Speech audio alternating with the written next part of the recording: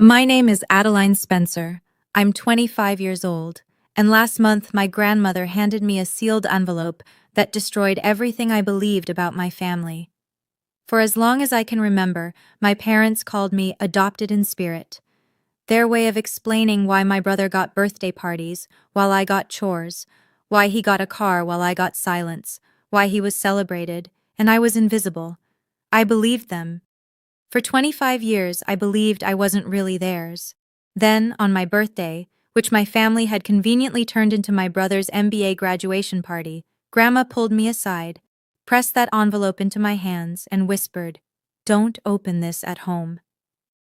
I sat in my car for an hour. When I finally read the first line, I whispered out loud, "No way." Before I tell you what was inside, please take a moment to like and subscribe. But only if this story genuinely resonates with you. Drop your location and local time in the comments. I'd love to know where you're listening from. Now, let me take you back to where it all began. To the first time my father looked at me and said I wasn't really his. I grew up in a colonial-style house in suburban Connecticut. 4 bedrooms, white shutters, a wraparound porch that looked like something out of a magazine. My grandmother Eleanor bought it for my parents as a wedding gift. It was the kind of house that whispered old money, even if we didn't have much of it ourselves. There's a family portrait hanging in the living room.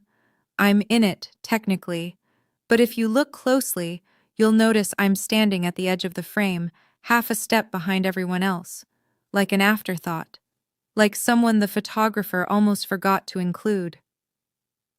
The first time I heard the phrase adopted in spirit was when I was 8 years old. It was a Tuesday. I remember because my birthday had been the Saturday before, except we hadn't celebrated it. My brother Derek had a soccer tournament that weekend, and Dad said his game was a team commitment. My birthday was just a day. Mom promised we'd celebrate the following week. That week never came. So on that Tuesday, sitting at the dinner table, I asked a simple question.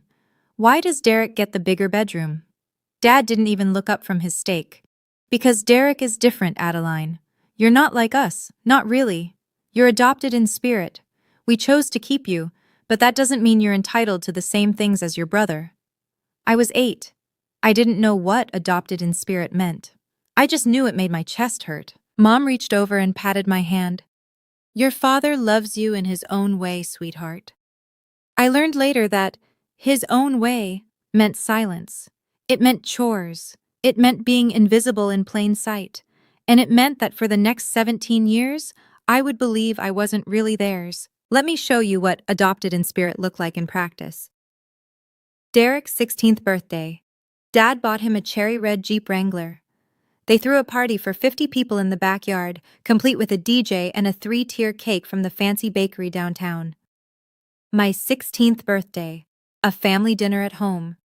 A sheet cake from Costco with my name misspelled, Adeline, because Mom was in a rush. Dad forgot he had a work dinner and didn't make it back in time. I blew out the candles alone while Mom scrolled through her phone. When Derek left for college, both my parents flew out to help him move into his dorm. They rented a U-Haul. They took 3 days off work. They cried at the airport. When I left for college, a school I'd gotten into on a scholarship because they refused to pay, Mom handed me a bus ticket and said, "You can manage, right? Derek needs the car this weekend." I managed. For Derek's high school graduation, Dad gave him a Rolex. Not a cheap one, the kind with the gold band that catches the light just right. "For my son," Dad said, his voice thick with pride. "The man of the next generation." For my graduation, I received a $50 Amazon gift card. No speech, no, "I'm proud of you." Just a card that Mom had clearly bought at the last minute because it said, "Happy Graduation," in generic blue font. But there was one person who never forgot me. Grandma Eleanor. Every year, on my actual birthday, a card would arrive in the mail. Always the same lavender paper, always the same looping handwriting, always the same message. "Remember who you are, my darling. The truth always surfaces." I didn't understand what she meant, not then. Adopted in spirit wasn't just a label, it was a system. When tuition bills came, Dad shook his head. "Real family comes first, Adeline. We have to prioritize Derek's education." So I worked 2 jobs through college, waitressing at a diner and tutoring math on weekends while carrying a full course load. I graduated with $47,000 in student loans and a degree in accounting. Derek graduated debt-free with a car, an apartment deposit, and a trip to Europe as a graduation gift. When there were chores to be done, guess who did them? You need to earn your place, Mom would say, handing me a mop while Derek played video games in his room. I scrubbed toilets. I washed dishes. I learned that my value in that house was measured in labor, not love. When family decisions were made, vacations, holidays, even what to have for dinner, I was excluded. This is between blood relatives, Dad would say, as if the blood running through my veins was somehow different from theirs. I moved out at 22, right after graduation. Found a studio apartment in Hartford for $1,100 a month, more than I could comfortably afford, but it was mine, a space where no one could tell me I didn't belong. One day, our old neighbor Mrs. Patterson mentioned something in passing. Your grandmother was so generous to buy that house for your parents. Not many mothers-in-law would do that. I asked Mom about it later. She waved her hand dismissively. That's ancient history, Adeline. The house is ours now. But something about her tone didn't sit right. There was a flicker of something in her eyes. Nervousness, maybe. Or guilt. I filed it away in my mind. Just another piece of a puzzle I didn't yet know I was solving. Fast forward to last month. I was 25 years old, working as a staff accountant at a mid-sized logistics company. Salary, $52,000 a year. Nothing glamorous, but it was honest work, and it was mine. I was sitting at my desk reviewing quarterly reports when my phone buzzed. A text from Mom. Family celebration this Saturday. Derek's MBA graduation. Don't be late. No mention of my birthday. Of course. I started typing a polite decline. I had plans, I was busy, the usual excuses. When my phone rang. The caller ID showed a Connecticut number I recognized immediately. Grandma? Adeline, my darling. Her voice was thinner than I remembered, but still warm. Still her. I need you to come home this Saturday. I wasn't planning to. I know, but I have something important to give you. She paused, and I could hear her breathing, slow and deliberate. It's been 25 years in the making. Something in her voice made my stomach tighten. What do you mean? I set something aside for you the day you were born, she said softly. When I saw the way your father looked at you, like you were a disappointment before you even opened your eyes, I knew then that I had to protect you. I didn't know what to say. The words hung there, heavy with meaning I couldn't quite grasp. Come home, Adeline. Saturday. I'll explain everything. That night, I booked a flight to Connecticut. I told myself it was just a family visit, just a birthday dinner I'd endure for Grandma's sake. But deep down, I knew something was about to change. I just didn't know how much. Saturday arrived faster than I expected. I pulled into the driveway at noon, my rental car looking modest next to Derek's BMW X5, the one Dad had bought him last year for being such a hard worker. The house looked the same as always. White shutters, manicured lawn, the kind of suburban perfection that hid all sorts of dysfunction. But today, something was different. A massive banner hung across the front porch. Congratulations, Derek! MBA class of 2026. No mention of my birthday, not even a footnote. Inside, the house was chaos. Caterers were setting up tables. Florists were arranging centerpieces. The air smelled like expensive perfume and fresh flowers. Lilies, Derek's favorite. Mom spotted me in the foyer. Oh, good, you're here. She thrust a piece of paper into my hands. Here's the list.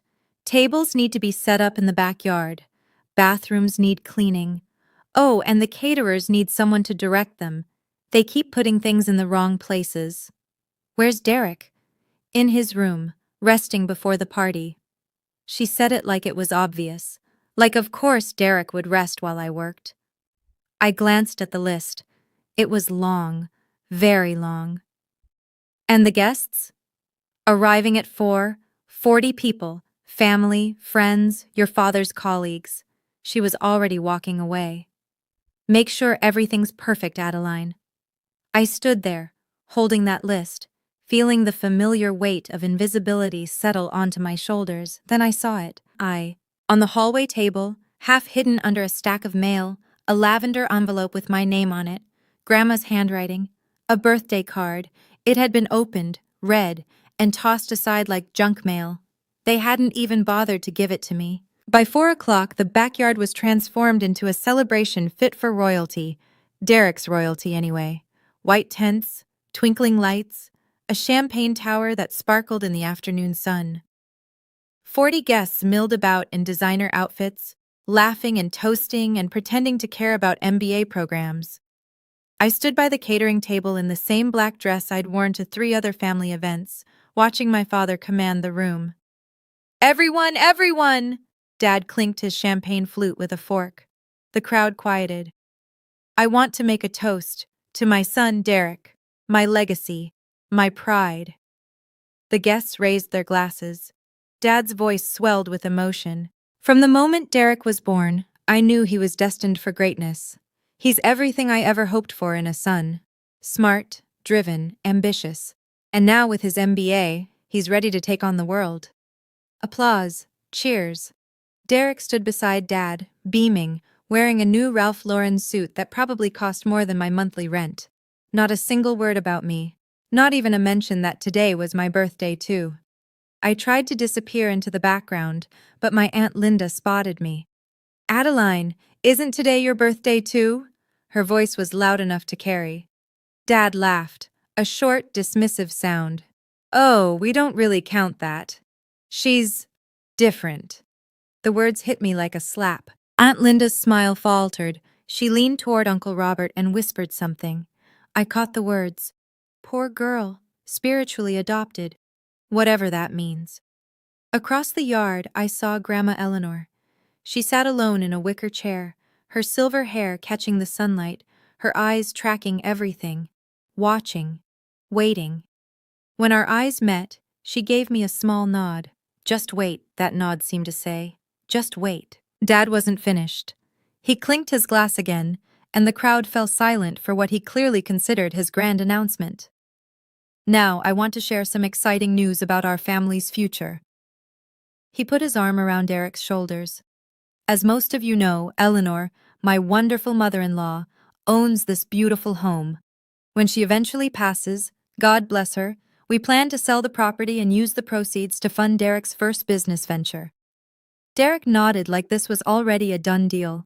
Some guests murmured their approval. I felt something crack inside me. "Excuse me," my voice came out smaller than I intended.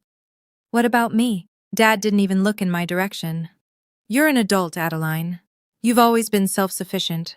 Besides," he paused, as if choosing his next words carefully, "you're not technically family in the traditional sense." The silence that followed was suffocating. Aunt Linda looked horrified. Uncle Robert studied his shoes. A few guests exchanged uncomfortable glances. And me? I stood there, champagneless, because apparently they'd run out before reaching me, feeling the full weight of 25 years crash down at once.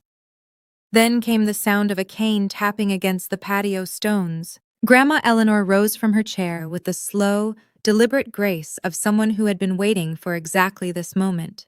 She crossed the yard, guests parting like a sea before her, until she stood directly in front of my father. Her voice was steel-wrapped in silk. "Richard," she said his name like a verdict, "I believe you've forgotten whose house you're standing in." The color drained from my father's face. Grandma turned to me, her eyes soft but fierce. "Adeline, my darling, come with me." Grandma led me away from the crowd, her arm linked through mine, her grip stronger than I would have expected from an 82-year-old woman. We stopped near the rose bushes at the edge of the property, far enough from the party that no one could hear us. She turned to face me, her eyes glistening. "Happy 25th birthday, my darling." Before I could respond, she reached into her cardigan pocket and pulled out an envelope. It was cream-colored, thick, and sealed with a red wax stamp. The logo pressed into the wax was unfamiliar. a pair of balanced scales with the letters C and A beneath them. "Grandma, what is this?" "Your future." She pressed the envelope into my hands. "But you cannot open it here. Go to your car, read it alone, and then, only then, decide what you want to do." Dad's voice cut through the garden. "Mother, what is this? What are you doing? Family matters should be discussed." "This is between me and my granddaughter." Grandma's voice didn't waver. "You've had 25 years to discuss family matters with her, Richard. You chose not to." Dad's jaw tightened, but he didn't argue. He wouldn't. Not with Eleanor. Not in front of witnesses. I looked down at the envelope. Cole and Associates. That was the law firm. I recognized the name. Grandma had mentioned them once, years ago, when she was talking about getting her affairs in order. "Go, Adeline." Grandma squeezed my hand. "I'll handle things here." I walked to my car in a daze. The sounds of the party faded behind me. The envelope felt heavy in my hands, heavier than paper should feel. I sat in the driver's seat for an hour, just staring at it. Whatever was inside, I knew it would change everything. The sun had begun to set by the time I finally broke the seal. My hands were shaking. The wax cracked under my thumbnail, and I slid out the contents. 3 documents, each one more official-looking than the last. The first was a birth certificate. Not a copy, the original, with the raised seal of the state of Connecticut and signatures that had faded slightly with age. The second was a thick legal document, at least 15 pages, with headers that read, "Irrevocable Living Trust," and a date from 1999, the year I was born. The third was a handwritten letter on lavender paper. Grandma's stationery, her looping script. I started with the letter. "My dearest Adeline," it began. "You are not adopted in spirit. You never were. Your father lied to justify his inability to love a daughter." I read that line 3 times. Then I read it again. Something between a laugh and a sob escaped my throat, not because it was funny, but because I had spent 25 years believing a lie that was never even properly constructed. I grabbed the birth certificate and scanned it frantically. Mother, Margaret Louise Spencer, née Mitchell. Father, Richard James. Spencer. Child, Adeline Marie Spencer. No adoption records, no amendments, no asterisks or footnotes suggesting I was anything other than their biological daughter. I was theirs. I had always been theirs. And they had lied to me anyway. The letter continued. "I watched your father treat you like a second-class citizen from the day you were born. I couldn't change him, but I could protect you. This trust was my way of ensuring you'd have something of your own, no matter what they said or did." My hands were still shaking, but now it wasn't from fear. I turned to the trust document. It was dense with legal language. Grantor, beneficiary, irrevocable, but the key details were clear enough, even to my accountant's eyes. Type, irrevocable. Living trust. Established, March 15, 1999, 3 days after my birth. Grantor, Eleanor Ann Mitchell. Sole beneficiary, Adeline Marie Spencer. And then the assets. 1. Real property. The residential home at 47 Maple Grove Lane, Greenwich, Connecticut. Estimated current value, $1.2 million. 2. Financial assets. Savings account held at First National Bank, current balance approximately $340,000. Condition. Beneficiary shall assume full control of trust assets upon reaching the age of 25 years. I read the property section 3 times, certain I was misunderstanding. The house my parents had lived in for 30 years. The house my father had just promised to sell for Derek's business. It wasn't theirs. It had never been theirs. Grandma had let them live there, yes, but according to this document, notarized, witnessed by 2 independent parties, and filed with the Connecticut Probate Court, she had never transferred ownership. There was no deed in Richard or Margaret's name. They were occupants, nothing more. The letter continued. "I knew this day would come, Adeline. I knew your father would try to erase you from the family's future. So I made sure, 25 years ago, that no matter what he did or said, you would have something that was entirely your own, something he could never take from you. I sat in my car as the last light faded from the sky, the documents spread across my lap. For the first time in my life, I had proof that I mattered, and proof that my father had built his entire kingdom on a foundation of lies. My first instinct was to march back into that party and throw the documents in my father's face. I imagined it, the gasps, the chaos, the look of horror on Dad's face as 40 guests watched his carefully constructed lies crumble. It would have been satisfying, cathartic even.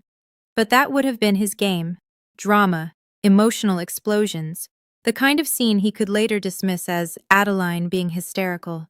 No, I wanted this to be different. I pulled out my phone and dialed the number printed on the trust document's letterhead. Cole and Associates, how may I direct your call? I need to speak with Martin Cole. My name is Adeline Spencer. I believe he's expecting me. A pause. Then, one moment, Ms. Spencer. 30 seconds later, a warm baritone voice came on the line. Adeline, your grandmother told me you'd be calling. Mr. Cole, I need to understand. Is this real? Is this trust enforceable? Completely. Your grandmother was meticulous. The trust has been properly maintained for 25 years. As of today, your birthday, you have full authority over all assets contained within, including the property. My heart hammered. My parents don't know, do they? They know Eleanor set aside something for you. They assumed it was a small inheritance, a gesture. He paused. They have no idea about the house. What happens now? Your grandmother has requested a formal reading of her estate documents next Saturday. I've already sent invitations to your parents and brother. His voice softened. She wanted the truth to come out properly, Adeline, in a setting where there can be no denial. 1 week. I could wait 1 week. Mr. Cole? Yes? Tell my grandmother. Tell her I understand now, and thank her for me.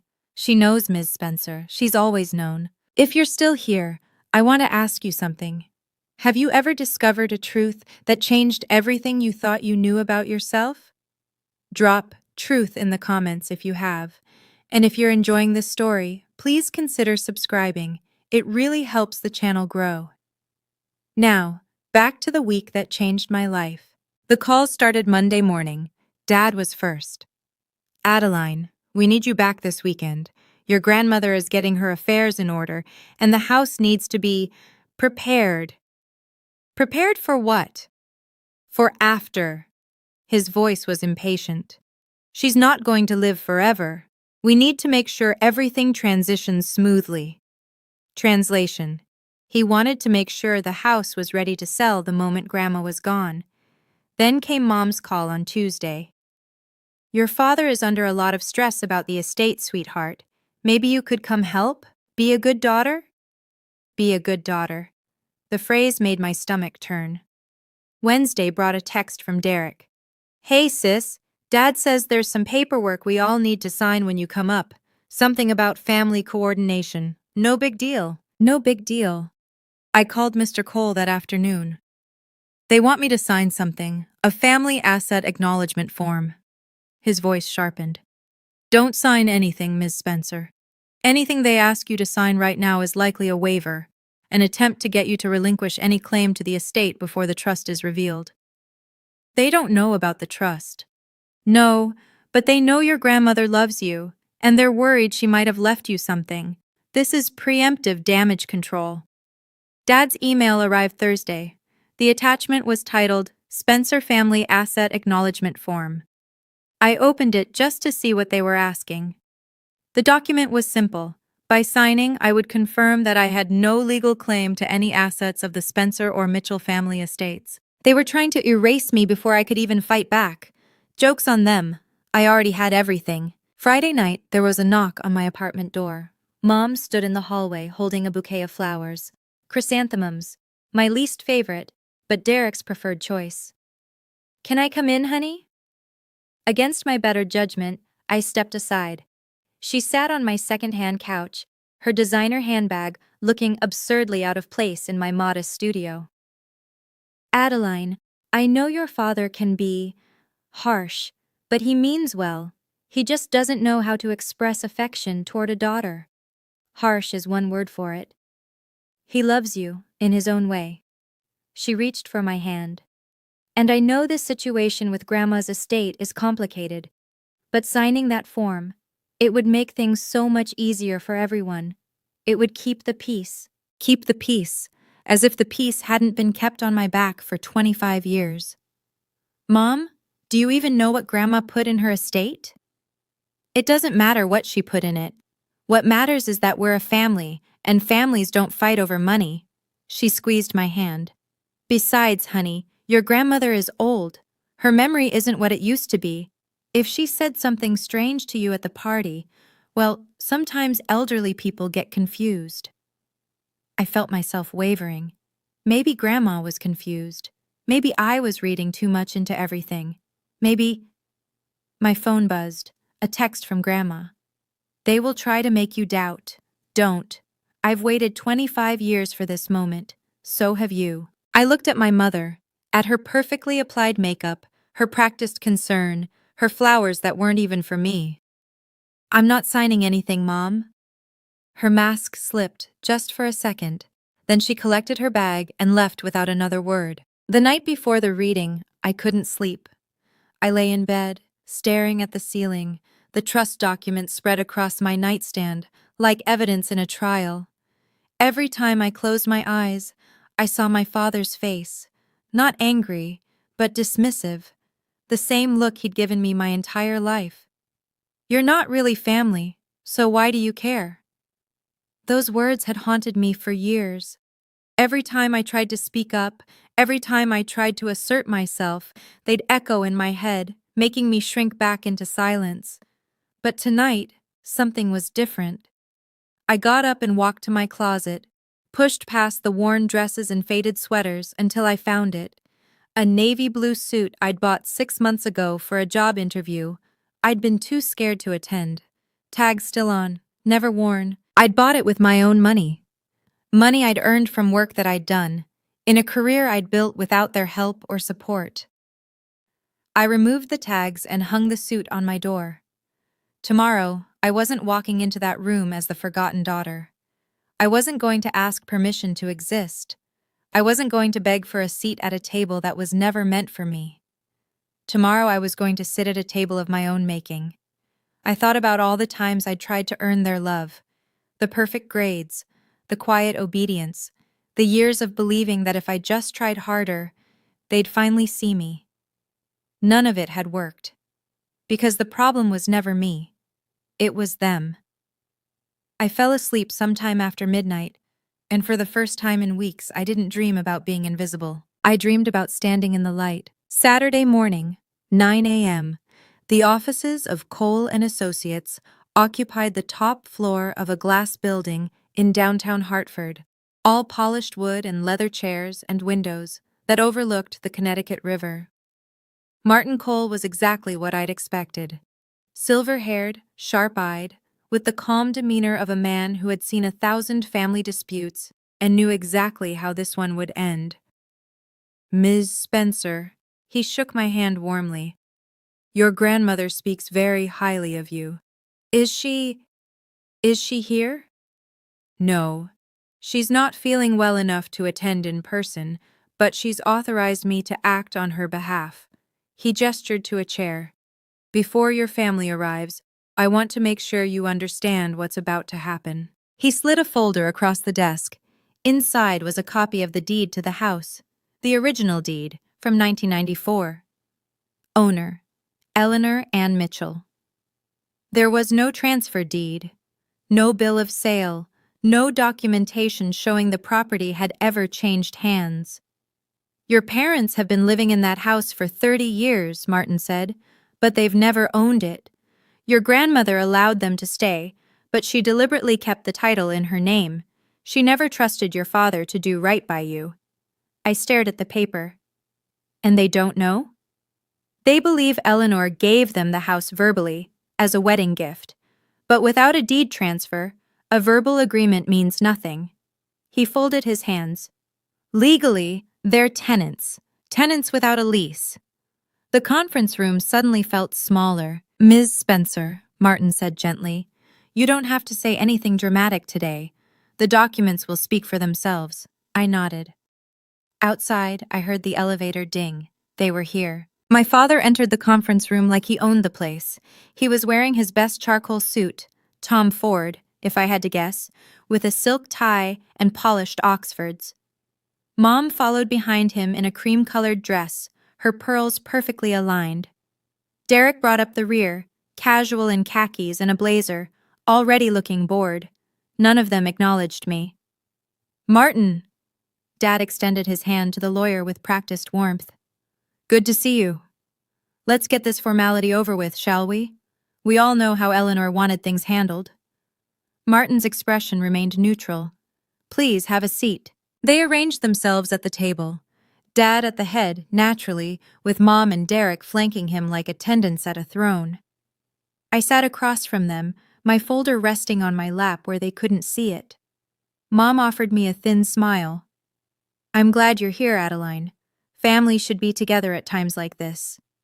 Dad was already checking his watch, a Rolex, the same model he'd given Derek years ago. The ticking was the only sound in the room. So, Dad said, leaning back in his chair, what are we looking at? The house? The savings? Standard distribution, I assume? Derek pulled out his phone. Hey, Dad, if we sell the house this quarter, I could have the down payment for the new office space by... Let's not get ahead of ourselves. But Dad was smiling. He thought this was a done deal. I looked at Martin. He looked at me. The documents were in my folder. The truth was about to come out. Mr. Cole, I said quietly, I think we should begin. Martin nodded. Very well. Let's proceed with the reading of Eleanor Mitchell's estate documents. Dad's smile widened. It wouldn't last. Martin opened his own folder and began to read. The estate of Eleanor Ann Mitchell consists of the following assets. 1. A residential property located at 47 Maple Grove Lane, Greenwich, Connecticut, appraised at approximately $1.2 million. 2.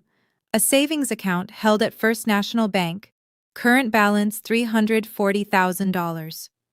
3. Various personal effects, to be distributed per the attached inventory. Dad nodded along, doing the math in his head. I could practically see the dollar signs in his eyes. However, Martin continued, and something in his tone made my father freeze. These assets are not distributed through this will. The room went silent. What do you mean? Dad's smile faltered. If they're not in the will, then how? These assets were placed in an irrevocable living trust in 1999. The will simply acknowledges their existence and confirms the trust's validity and continuity. Mom's hand found Dad's arm. Richard, what is he saying? I don't understand. Dad's voice had an edge now. Mother would have told me about a trust. This doesn't make sense. Derek looked up from his phone for the first time. Wait, so if it's in a trust, who's the beneficiary? Martin removed his glasses, cleaned them slowly, and set them back on his nose. That's an excellent question, Mr. Spencer. He turned to me. Ms. Spencer, would you like to explain, or shall I? All eyes shifted to me. Dad's face went pale. Mom gripped her pearls. Derek's mouth hung open. I thought about all the years of silence, all the years of being erased. Then I opened my folder. I'll explain, I said. I think it's time. I stood slowly, the folder in my hands feeling lighter than it had any right to. The sole beneficiary of Grandma Eleanor's irrevocable living trust, I said, is me, Adeline Spencer. It was established the day I was born. For a moment, no one moved. Then Dad shot to his feet, his chair scraping against the floor. That's impossible. My mother-in-law would never, she wouldn't. She did. I handed the trust document to Martin, who fed it into the projector. The screen on the wall lit up with the first page. the date, the legal language, and there, in unmistakable bold print, the words that changed everything. Sole beneficiary, Adeline Marie Spencer. Mom made a small choking sound. Derek dropped his phone. This is a mistake. Dad's voice was rising. This has to be a forgery. Adeline couldn't possibly. She's not even real family. Actually, I reached back into my folder and pulled out the second document. I have something else to show you. Martin projected the birth certificate onto the screen. Mother, Margaret Louise Spencer, née Mitchell. Father, Richard James. Spencer, child, Adeline Marie Spencer. No adoption, no amendments, no spiritual anything. For the record, Martin said, his voice measured and calm, I've verified this birth certificate with the Connecticut Department of Public Health. There is no adoption record, formal or otherwise, for Adeline Spencer. She is, and has always been, your biological daughter. The color drained from my father's face. Mom turned away, unable to meet my eyes. And me? I stood there in my Navy suit, purchased with money I'd earned, holding documents that proved everything they'd ever told me was a lie. I'm not going to ask you why, I said quietly. I stopped needing your approval years ago. This is fraud. Dad slammed his hand on the table. I don't know what you've done, Adeline, but this manipulation, this isn't going to stand. His face had gone from pale to crimson. Veins bulged at his temples. This was the father I remembered from childhood, the one who used anger to control, who raised his voice to end conversations. But I wasn't 8 years old anymore. It's not manipulation, Dad. It's documentation. I kept my voice level. Notarized, witnessed, filed with the Connecticut probate court 25 years ago, before you even started telling me I wasn't really yours. Richard. Mom's voice was barely a whisper. Richard, please. Stay out of this, Margaret! He turned on me, finger pointed like a weapon. You think you're clever? You think you've won something? That house belongs to this family. It belongs to Grandma, I said. And now, it belongs to me. Derek finally found his voice. Wait, so the house, the money Dad promised me for my business, none of that is ours? It was never yours to begin with, Martin's voice cut through the chaos. The property was never transferred to Mr. and Mrs. Spencer. They've been occupying it at Eleanor's discretion, without formal ownership. That's ridiculous, Dad sputtered. We've paid property taxes. We've maintained the grounds. Paying taxes on a property you don't own doesn't transfer title, Mr. Spencer. You've essentially been tenants without a lease agreement. The word tenants landed like a bomb. Mom started crying, quiet, shaking sobs. Derek stared at the wall like he'd been slapped. And Dad looked at me with an expression I'd never seen before. Fear. For the first time in my life, my father was afraid of me. Martin continued, his voice steady and professional. As per the trust terms, Ms. Spencer now has full control over all assets, including the residential property. The current occupants, Mr. and Mrs. Spencer, have been residing there without a formal lease or ownership agreement. You can't kick us out, Dad's voice cracked. We've lived there for 30 years. Everything we have is in that house.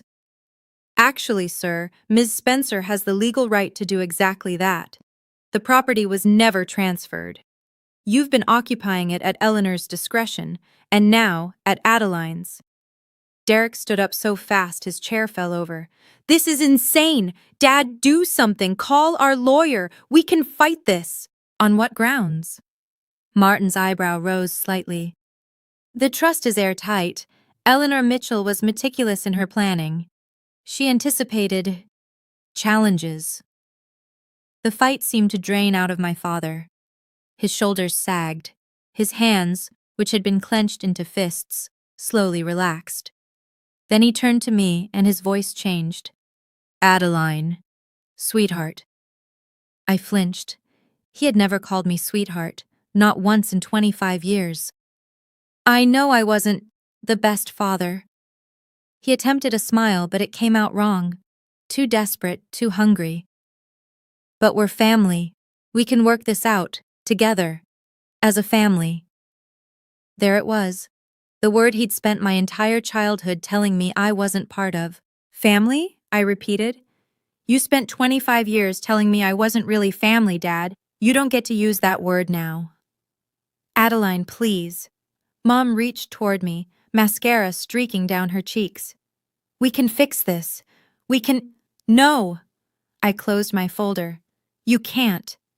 And for the first time in my life, I didn't feel guilty for saying no. I took a breath. The room was silent except for Mom's quiet crying and the faint hum of the air conditioning. I'm not going to throw you out today, I said. You have 90 days to find a new place to live. That's more consideration than you ever gave me. Dad's jaw tightened. 90 days? After everything we've done for you? Everything you've done for me? I almost laughed. You told me I was adopted in spirit so you could justify ignoring me. You made me pay for my own education while Derek got everything handed to him. You scheduled my birthday as my brother's graduation party. I paused. What exactly have you done for me, Dad? He had no answer. Mom tried one more time. Adeline, please. I know things weren't perfect, but I'm your mother. I love you. Then why didn't you protect me? The words came out sharper than I intended. You stood there for 25 years while he treated me like a mistake. Your love didn't come with action, Mom, and I'm done accepting words without proof. Derek made one last attempt. Come on, Addie, this isn't fair. You were supposed to get the money from selling a house that was never yours. I met his eyes. That's on them, Derek, not me. I gathered my documents and turned to Martin. Thank you, Mr. Cole. I believe we're finished here. Indeed we are, Ms. Spencer. He stood and shook my hand. I'll have the transition documents prepared by end of week. I walked out of that conference room without looking back. 25 years of silence. 25 years of believing their lies. It ended today. A week after the reading, Martin called me back to his office. Your grandmother asked me to give you this separately, he said, sliding another lavender envelope across his desk. She wanted you to read it after the dust settled. I opened it carefully, recognizing Grandma's familiar handwriting immediately. My dearest Adeline, if you're reading this, then the truth is finally out. I imagine your father didn't take it well. He never did handle losing control gracefully. I want you to understand something about Richard. It doesn't excuse what he did. Nothing excuses that. But it might help you make sense of it. Your father had a sister once. Her name was Catherine. She died in a car accident when she was 19, long before you were born. Your grandfather's response was cold. He said, losing a son would have been a real tragedy. She was just a girl. I stopped reading. My throat felt tight. Richard grew up believing that daughters were worth less than sons. It was the only truth he ever knew. When you were born, his firstborn, a girl, he didn't know how to love you. So he invented a story that made his failure make sense. Adopted in spirit meant he didn't have to face his own inability to love. I couldn't change your father. God knows I tried. But I could make sure his damage had limits. This trust, this house, this money, it was never about revenge, Adeline. It was about ensuring that his cruelty didn't define your future. You are loved, my darling. You always have been. Now go live the life you deserve. I set the letter down, wiped my eyes, and noticed a postscript at the bottom. P.S. I'm not dead yet. Come visit me this Sunday. I'll make tea. Despite everything, I laughed. Derek texted me 3 weeks later. Hey sis, can we meet? I want to talk. I agreed, mostly out of curiosity. We met at a coffee shop near my apartment, neutral territory. He arrived in jeans and a wrinkled shirt, looking nothing like the polished golden child I remembered from the party. Thanks for coming. He wrapped his hands around his coffee cup, not meeting my eyes. Look, I wanted to say, I'm sorry. For everything. I waited. I didn't know, okay? About the adopted in spirit thing being a lie. I mean, I knew Dad treated you differently, but I thought. He trailed off. You thought I deserved it? No, I didn't think about it, I guess. It was easier not to. That at least sounded like the truth. Anyway, he cleared his throat. I was thinking, maybe we could work something out. Like, you could keep the house, obviously, but maybe, I don't know, a small loan for the business? I'll pay you back, I swear. And there it was. The apology that wasn't an apology. The reconciliation that was really a transaction. Derek, I set down my cup. If you ever genuinely want to rebuild a relationship, not as a deal, not as a transaction, you know where to find me. But that starts with you acknowledging what happened, really acknowledging it, not asking for money. His face fell. Come on, Addie. We're still family, right? What's a little help between siblings? We're siblings who barely know each other because your father taught you I didn't matter. I stood up. When you're ready to change that, really change it, call me. Until then, I think we're done here. I left him sitting there with his cold coffee and his unlearned lessons. Some people take longer to grow up than others. 90 days passed faster than I expected. On day 89, a moving truck pulled up to 47 Maple Grove Lane. I wasn't there. I didn't need to be. But the neighbor, Mrs. Patterson, called to tell me about it. Your parents are loading everything into boxes, she said. Your mother's been crying all morning. Your father won't talk to anyone. They moved into a 2-bedroom apartment in downtown Hartford. Rent, $1,800 a month. A far cry from the 4-bedroom colonial they'd called home for 3 decades. Derek's business plans collapsed without the promised capital. Last I heard, he'd taken a job as a sales associate at a car dealership, commission-based, entry-level. The BMW was repossessed 2 months later. As for me, I kept the house. I walked through the rooms where I'd once felt invisible and decided to make them mine. New paint on the walls, new furniture. The family portrait came down. In its place, I hung a photo of me and Grandma Eleanor, taken the Sunday after the reading, both of us laughing over tea. I used part of the trust savings to pay off my student loans, every cent of the debt I'd accumulated while Derek got a free ride. The rest I invested carefully, the way my accounting training had taught me. The house, once a symbol of everything I'd been denied, became my home. A real home. A place where I belonged, because I chose to be there, not because anyone let me stay. And every morning, when I walked through the front door, I passed the spot where that family portrait used to hang, the one where I was always at the edge, almost cropped out. Now there's a new picture there. Just me, standing in the center. Finally where I belong. A year has passed since that day in Martin Cole's office. I'm sitting in the living room now, my living room, watching the sunset through windows I used to wash as a child. The light is golden, the kind that makes everything look softer, kinder. A lot has changed. I got promoted to senior accountant at work. Better salary, better hours, a team that actually values what I bring. I used some of the extra income to buy a small rental property downtown, my first real investment outside of the trust. Grandma Eleanor is still with us, thank God. Her health isn't perfect, but she's stubborn in the best way.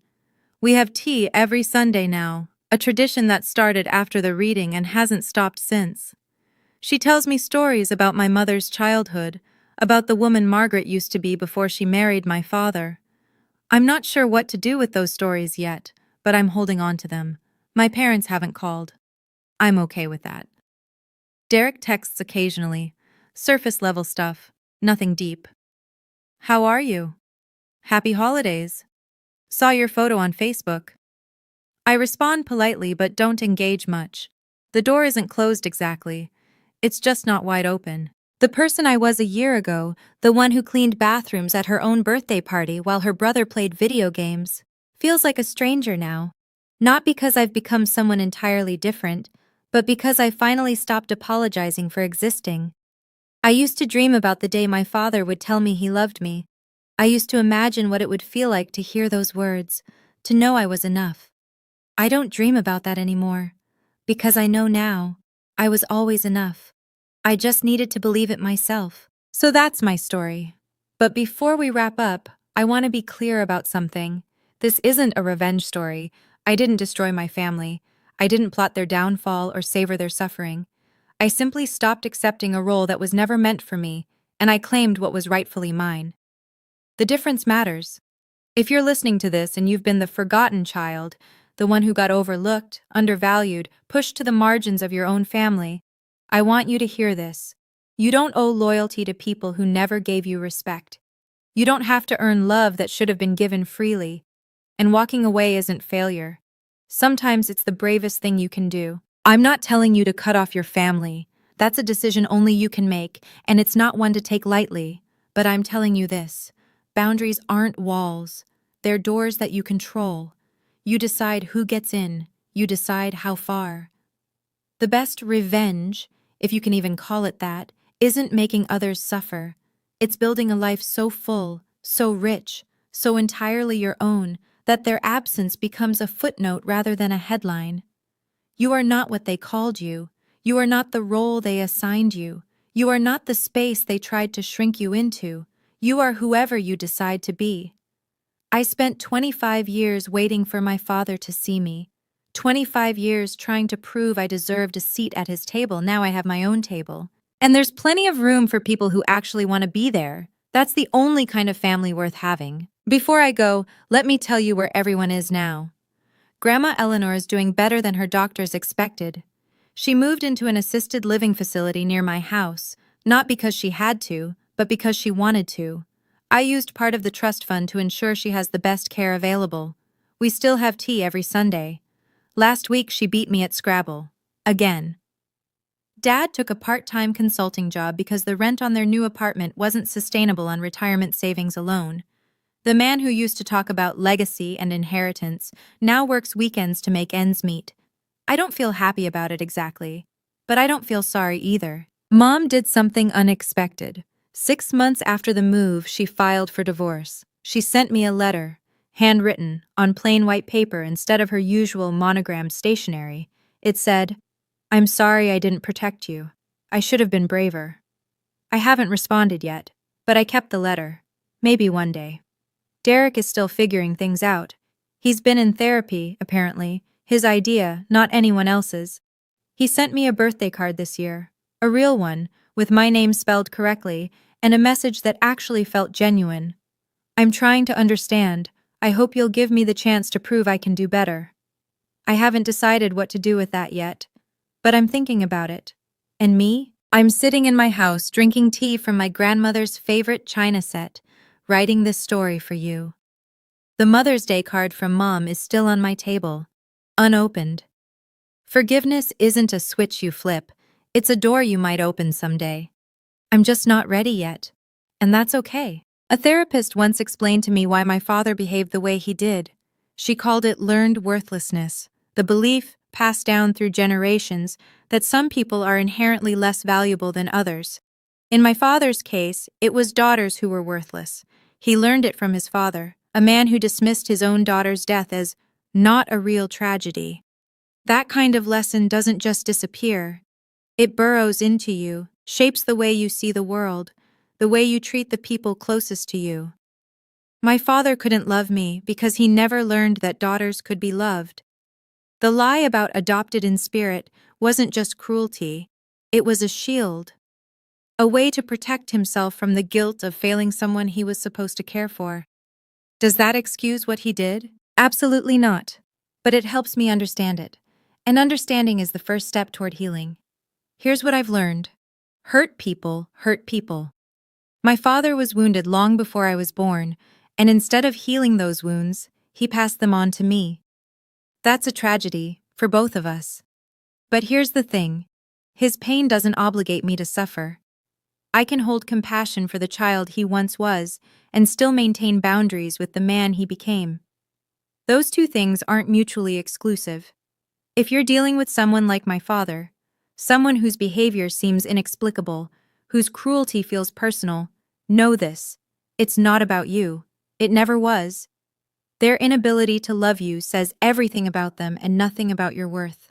You are not responsible for healing wounds you didn't create. But you are responsible for protecting yourself from people who refuse to heal. That's not cruelty, that's survival. So that's my story.